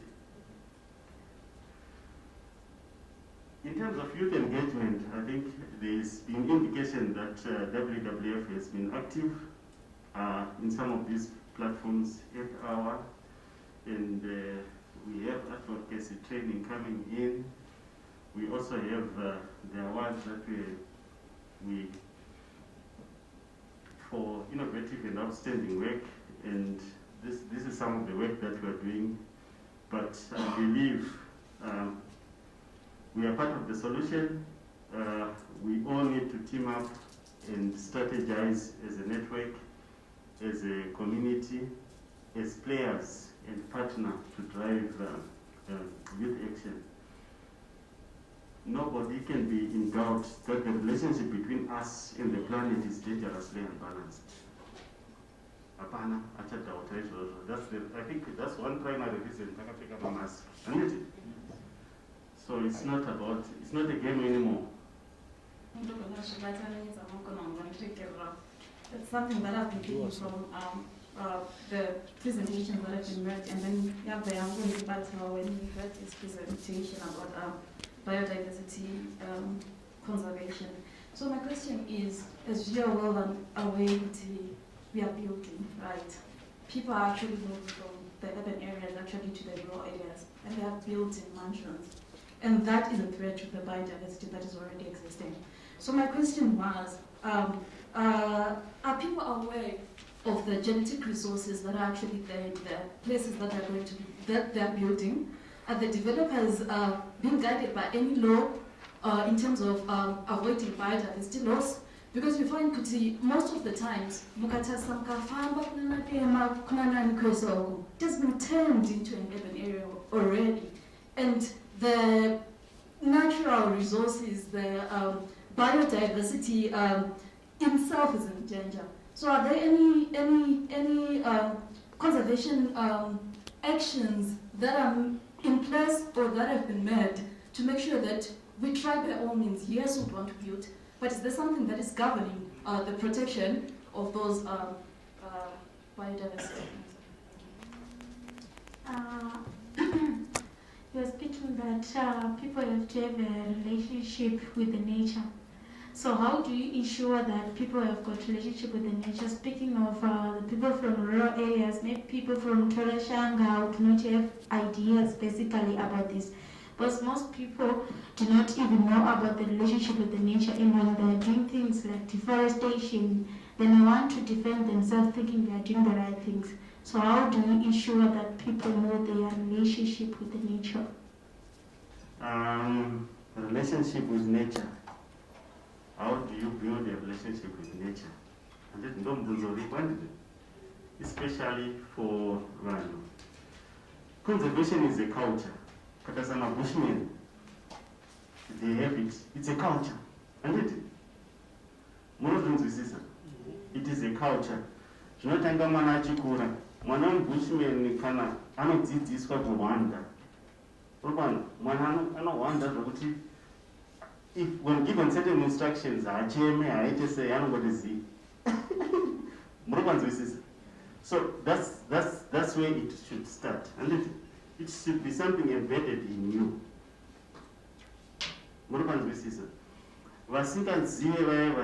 Then we have to educate, demonstrate and educate. I've always argued, uvatumire maflyers, uvape mapepa, uvaite sei. You have to demonstrate. Kana tisingademonstrate zvinonetsa. I've worked with communities on certain projects. Honey, for argument's sake, in Matinot. Unopinda my communities, okay, how do we approach them? Let's educate them. And motivate my programs, my budgets, they come. But you find that you train 100 people. From that 100, Panasara one, an interest. And one an interest where what I say? Or succeed. What I'm of supplier, for argument's sake, the whole town with honey. And then the others start to what? To come back. And Saka conservation, Tanga it should be viewed as a culture, and it should be viewed as something that can be communicated intergenerationally. And cultural, it becomes easy to work through conservation. As youth, we need to conduct education and awareness, but education and awareness alone is not enough. And we can develop my professional materials, such as flyers. But one is argued, kuti tikagadzira maflyers, tisingagadzira ari makalenda, munhu anochitarisa nhasi ochirasa. But kana ari calendar educational material for the whole year, munhu anenge achiita look into that. And you get my argument. So we have to think through society. We need to understand society for us to develop educational material. And for us to communicate conservation. Ukango gadzira real flyer, mangwana, then this is in. And my flyer wada rupio or whatever. Panenda motor car wash or whatever, it disappears. But in a real calendar, your visitors, they'll come, they'll see it. So we have to package educational material in a manner that is innate to sustained engagement with communities through education, through culture and practice. But the most successful conservation in the landscapes, it is a culture. It is never about education. The most conserved landscapes to put our culture. And then, but as a question of rich biodiversity, question of successful conservation, zvotangira culture. But we don't run away from the creation of educational materials. Then we go on to the next second question, which is talking about building. I think the PS indicated nature came, ikatipa guidance in terms of the route to take. We need a new deal for nature and people. Another policy level engagement. RDC acho, mune vanhu here vari kuita look into those issues. How are we planning as a community? And within the social structures that we have. I think that's where everything spins.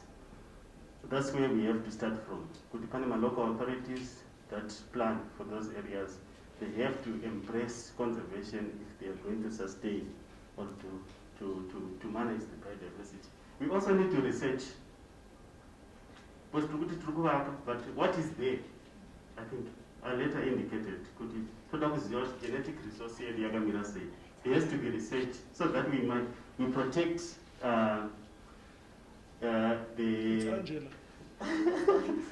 so that we protect the rare or endemic species in my areas in moment.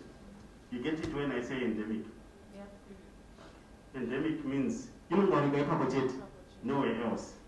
So we need to plan for those endemic species, but it has to be informed by research. But at the base review, it has to be science. But it is a culture, and we have to act. Thank you. So today I'll just be addressing illegal wildlife trade with a perspective from Tiki Highwood Foundation. So we're going to be trying to identify what is illegal wildlife trade, what is the law, and why do we need the law. Then we'll look at a brief introduction at wildlife crime and the law in Zimbabwe, which Cheryl has already mentioned. And then I'll give an introduction as to what Tiki Highwood Foundation does as an organization. and then make it an open discussion just to elaborate on what Mukuma Madiri spoke about in terms of the role that youth and each and every one of us has to play when it comes to conservation and protecting biodiversity, and then we'll conclude. So what is illegal wildlife trade, or what is illegal wildlife trafficking? Wildlife crime is the 4th largest international trade crime in the world, and it's estimated to be between 23 to 43 billion US dollars. It's been linked to other serious crimes and human rights violations, including terrorism, war crimes, and crimes against humanity. So even see in places like Libya or in places like South Sudan, where we see militants using biodiversity to actually finance their illicit crimes. So this is something that's very serious, and it's something that affects all of us as a people. Then how does IWT affect us? As rightly mentioned by the PS, it's part of our culture, it's part of our heritage. Without these animals, what is a Mwera Mofu without a Mofu? What is a person that, what are we as a people if our heritage is gone, if these animals are gone, and what is left for the future generation? Then you even look at the economic impact.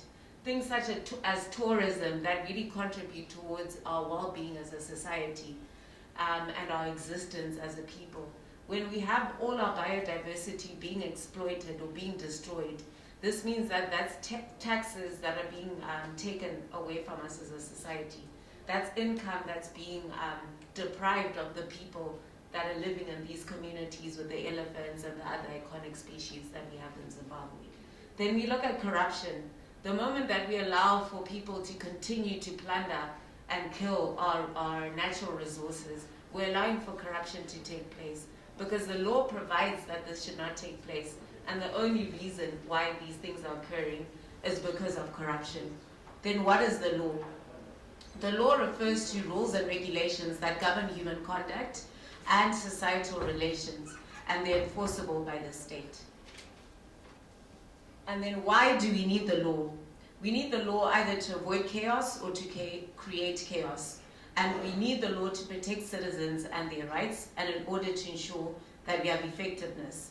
What happens without the law? What happens when there is law? You see a picture over there of a car burning. Imagine if you lived in a society with no law at all. These are the kind of things that we would see more and more and more of. And then the goal. What is the goal? Our goal is to protect biodiversity. And this is an illustration of the fact that we all have a role to play. Whether we're scientists, whether we're leaders in conservation, whether we're accountants, whether we're lawyers, we each and every one of us has a role to play. Similar to in a soccer team, where you have the manager or coach, where you have the referee, you have the goalies, defenders, midfielder, striker, or attacker.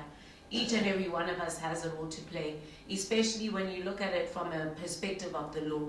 We have the magistrates or the judges who act as the referees. They're the ones that can actually adjudicate whether the match is being played correctly and fairly in the absence of any corruption or in the absence of any interference that's unwarranted. You have the defenders, you have the people such as yourselves, as ZYBN, who are defending the animals and the planet, who are actually raising awareness to notify people that this is what's happening. So each and every one of us has a role to play, and we all have to ask ourselves, what am I doing?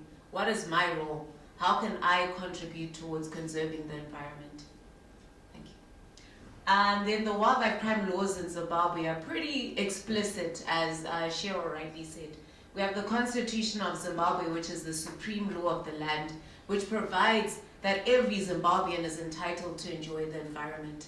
So we actually have the right, and we are protected by the law, to say no to mining in the national park, to say no to poaching, to say no to people that are plundering our national parks. We have the Parks and Wildlife Act, we have the Criminal Procedure and Evidence Act, the Firearms Act, the Environmental Management Act. Next, please. And then, why does it matter? We're all an important part of the legal process. The law applies to every aspect of the procedure and has an impact on whether we're able to get justice for wildlife. Sorry. How arrests are carried out, the means through which evidence is gathered, and the way that dockets are prepared all affect the prosecution of wildlife crime cases in the court of law. And the magistrates may only operate within the confines of the law. Thus, it is vital that there's a tight-knit case and an appreciation of the law. So at times we hear people complaining that no, there's no rule of law, there's no law and order in Zimbabwe. But actually the law is there. The question is, do we have an understanding of what the law says? Do we have an understanding of what our rights are?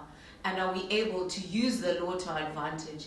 Are we actually standing up to say this is wrong, poaching is wrong? Are we able to stand up when we see our brothers and sisters or our family members doing things like polluting, when they drop a paper in the streets? We know that it's wrong. We know that it's not right for our environment. We know that a bird or another species can come and eat that plastic or other pollutants.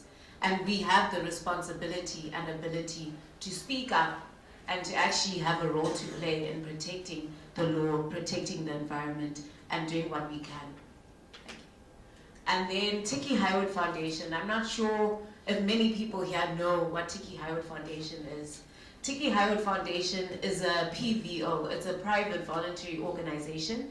We're an NGO that was registered in 1994. We've been working, our ethos is to, we believe in rescuing, rehabilitating, and releasing wildlife.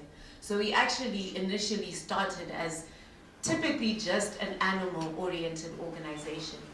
And whilst we advocate for the protection of the environment as a whole, it was the persecution of one of our focal species, the pangolin, that led us to address challenges in illegal wildlife trade in Zimbabwe.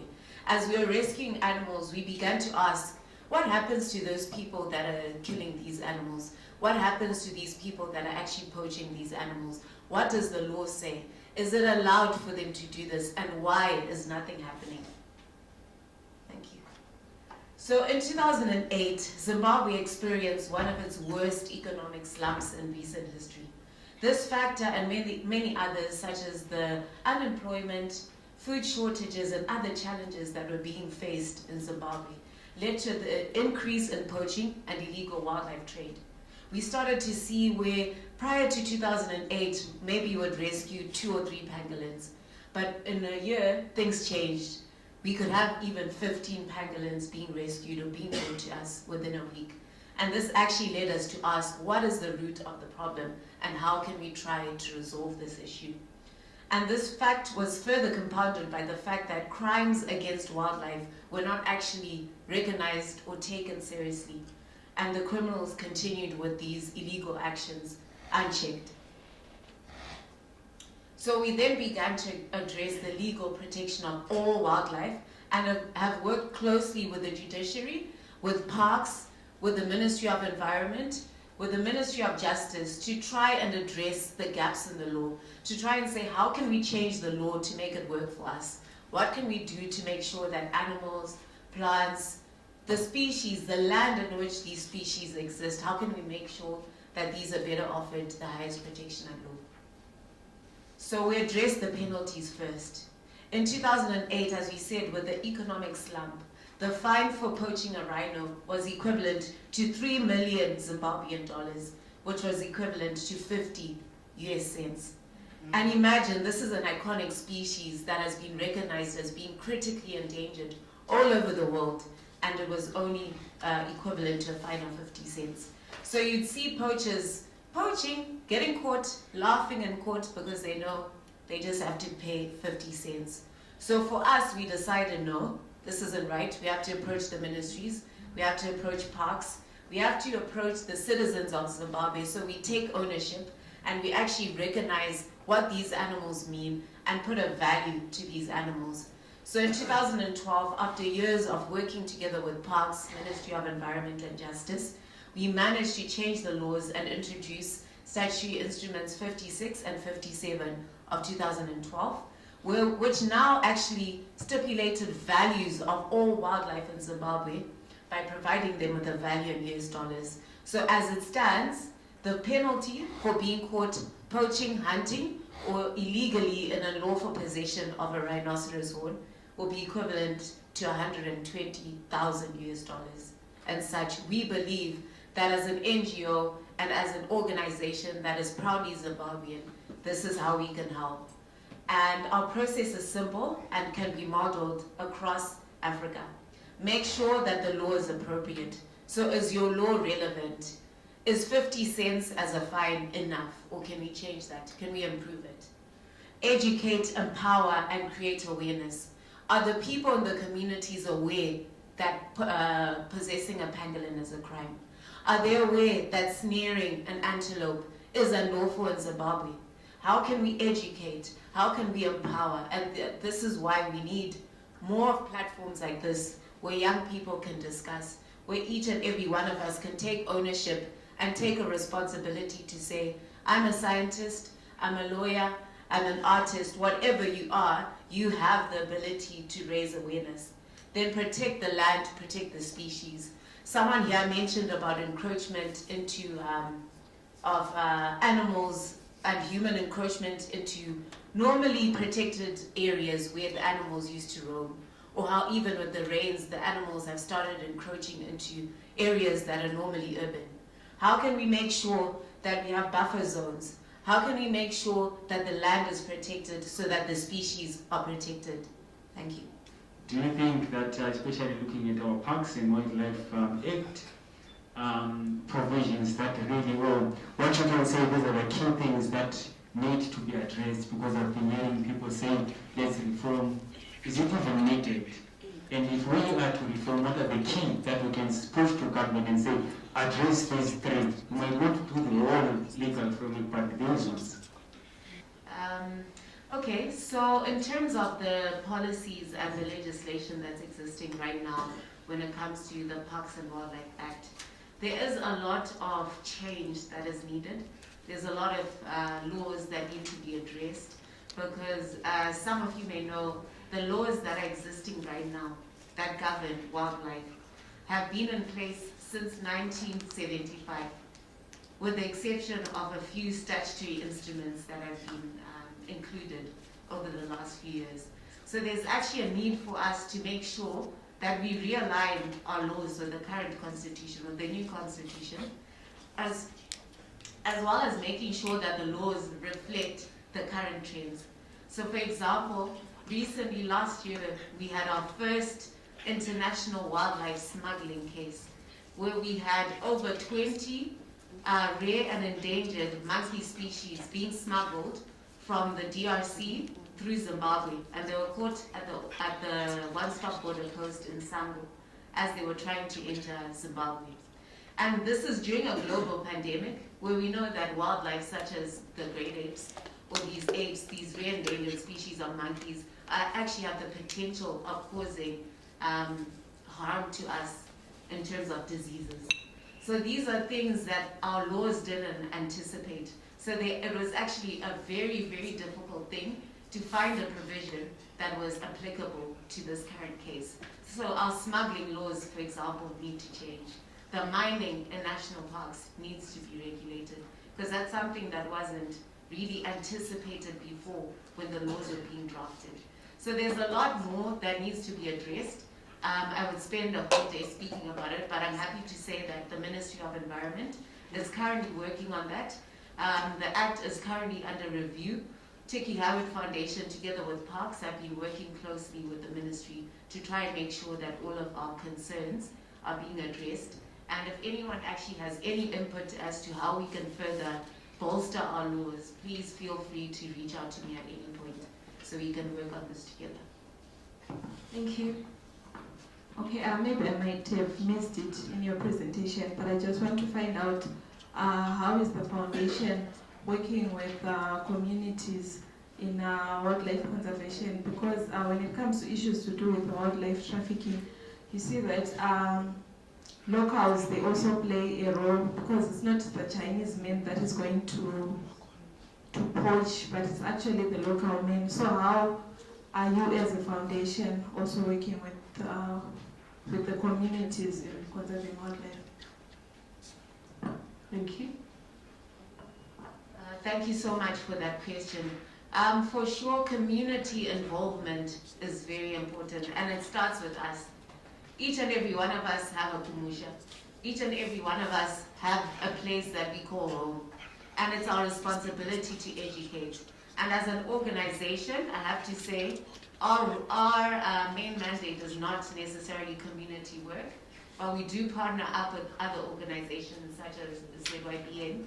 We distribute posters, but as Mkuma Madiri rightly said, it's now time for us to innovate. It's time for us to look at making calendars instead of posters.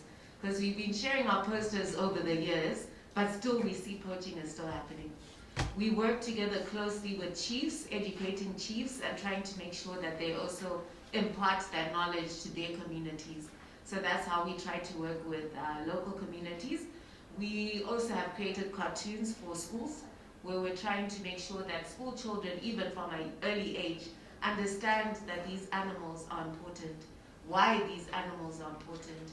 We're also working with churches. We started approaching churches to try and see whether we can actually work with them as they impart knowledge to the youth. To say, okay, there's a soccer initiatives called the Shingirirai Initiative that's done by the Catholic Church, where they have over 10,000 youths between the ages of 5 and 18, young boys, where they play soccer with them. After the soccer match, they discuss stories about values and how people should live life.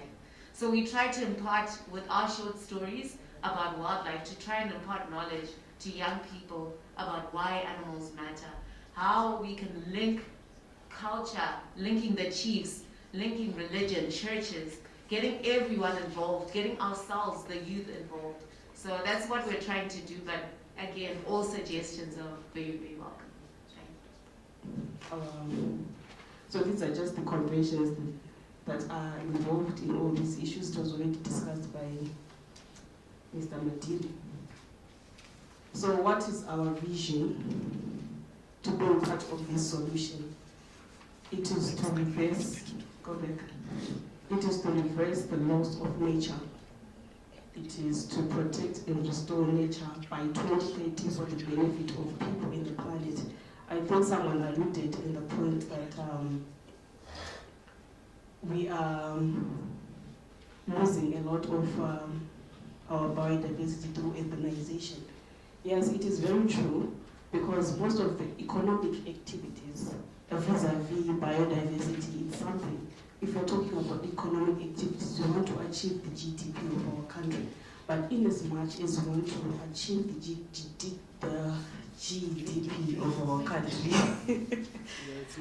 we need to be able to complement these efforts in a sustainable manner, because every element is important. First, let's preserve our environment, because biodiversity speaks to everything that we live for. The air that we breathe, the food that we eat, the water that we drink, the medicine that we get, it's all derived from our biodiversity. So if we don't conserve that, then we are all in trouble. Keep going, going. That has been discussed. Yeah, this has been discussed already. Maybe I'll just buttress on the issue of culture, the biodiversity in our culture. I know I've been there. I was also scared to even get inside, but there's a lot of biodiversity there now. It's already an indicator that it's a protected area in terms of our biodiversity. Yeah, it's also a recreational facility. Look at Makomatinoina and all these birds that we have been taking pictures of. It's all part of the biodiversity. Next. Most of the time I don't feel like speaking for people who are already in the house, like, what can you do? What can you do? And I emphasize that we're not really touching down on my youth. Everyone has to take part. Until I truly leave no one behind. So we're not leaving anyone behind. Ask yourself, what can you do from all that you've learned today? That is the Shakawand. So as yourself, as an individual, how can you impact the next person next to you? How can you impact your society, where you live, the people that you hang out with? Because I'll tell you honestly that when I started, I was really passionate about the environment, but I was not that deep. But when I was really involved in these issues, I can't even throw a paper. So I never sit out and then you just move on. I can't do that anymore. So it's one of those things that it becomes a passion, it becomes something that you believe in at the end of the day. Yep, so we can bring along other youths. So these are some of the youths who are going to representation on who were representatives who attended they were speaking on also. These are some of the platforms that you need to dive into. You don't have to see other people who are just these opportunities only come, they always come day in, day out, but there are people who are really aggressive. Be aggressive as a person who are really aggressive to take up the stand and do amazing things. Next. Tese tikuda kunzi tirana ndlovu hipo shumba, but then we're also living out zvisingabatikana. No one is really willing to be daring, to be brave. No one is willing to invest time for research into maybe insects. No one is really looking to venture into other aspects of biodiversity. Mese muda busy without a picture with a national geo or maybe some superhero. But then you're also neglecting a big chunk of biodiversity and what biodiversity is. So as young people, dare to be brave, dare to be different. Because biodiversity is not just your elephant or your lion. It's so much more, and we've only just scratched the surface. So please, please, please. I think I wanted to raise a comment that as the Zimbabwe Environmental Law Association, we are going to be part of the Resilience Anchors project, which I'm sure AWF is implementing in the Southeast Law Belt.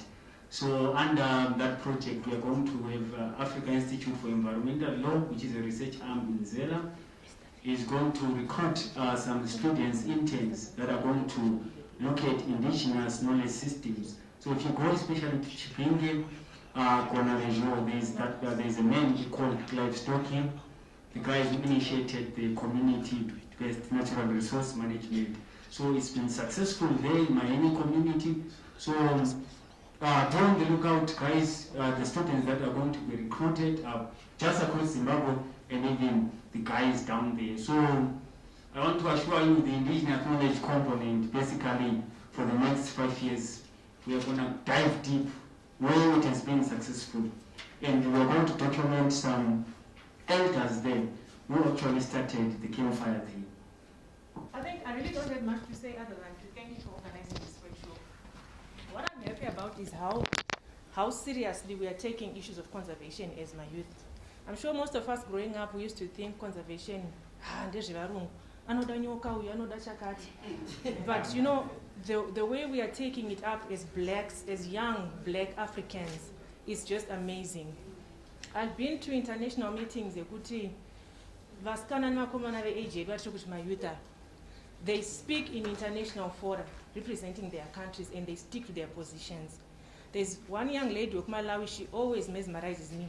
Angatorarana 1 a.m. but I contact groups, making sure Africa's position is captured in documents. I mean, that's the kind of zeal that I see in you. And that is the kind of participation we wish to continue fostering even amongst ourselves. I'm glad to be part of this movement today. I don't know how many more years I have until I'm no longer called a youth, but I know it's coming to an end soon. But while at least I am a youth, let us work together. Again, I reiterate that the Ministry of Environment fully acknowledges your work, and we are open for discussion. You can visit our offices, you can come, we can talk, present your position papers. Whatever assistance you need from us, we are there. And then in closing, we have brought copies of, has anyone seen this one before? Zimbabwe's 6th national report. We submitted, like every 4 years, countries are expected to report on their progress in terms of conservation. So this is our 6th national report as a country, being a member to the Convention on Biological Diversity. And I believe there were consultations. Hopefully the youths were consulted, all members of different sectors of society, to come up with this document. So in this document, you'll find our global contribution to the achievements of the biodiversity targets that were set from 2011 to 2020 atanga chiti emu strategic plan II. So this document, we are hoping, it was launched last year by the minister, so it's an official document that is now already going around. You can also find the soft copy online. This is what will guide us going forward. We are saying we are adopting a new deal, but as we are adopting a new deal, we are asking ourselves, what lessons have we learned from the past? What is it that we need to improve? Who should we engage so that we achieve our conservation targets?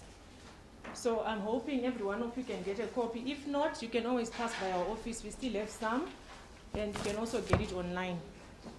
But allow me to say thank you, my youth. And I'm so glad. Keep it up, and all the best.